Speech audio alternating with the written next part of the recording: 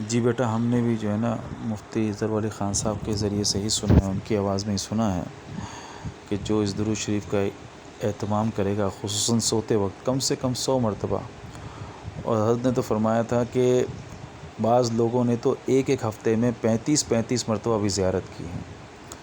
تو خوش نصیب لوگ ہیں جن کو شوق ہے، ان کو تو اہتمام سے کرنا چاہیے۔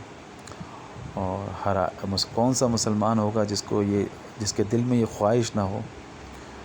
تو اللہم صلی وسلم علی النبی الامی وعلی آلہ واصحابہ، کم سے کم 100 مرتبہ، وہ زیادہ سے زیادہ 1000 پڑھ لیں، اور اس سے بھی زیادہ پڑھ لیں تو کوئی وہ نہیں ہے، تو کوئی قید نہیں ہے۔ درود شریف تو آدمی جتنا پڑھے اتنا ہی کم، جتنا پڑھے اتنی ترقی ہے، جتنا پڑھے اتنا، اور اس کی ہمیشہ اچھے اثرات ہیں۔ درود شریف اور استغفار 2 چیزیں ایسی ہیں جن کو ہمارے بڑے فرماتے ہیں جتنی چاہے کثرت کرو، اچھے ہی اثرات ہیں اس کے، اور تو کریں اہتمام جن کا ہے انشاءاللہ۔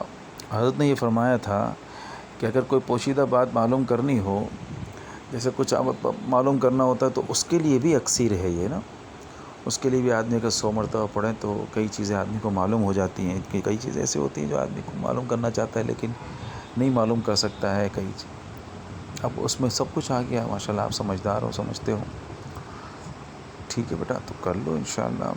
مفتی اظہر علی خان صاحب کوئی معمولی ہستی تو تھی نہیں، اتنے بڑے آدمی تھے ماشاءاللہ، رحمہ اللہ تعالیٰ علیہ، نور اللہ مرکزہ۔ تو عملیات کے ماہر تھے، اور کئی نعمت اللہ پاک نے عطا فرمائے تھے، بڑے مفتی تھے، مفسر تھے، ماشاءاللہ ماشاءاللہ۔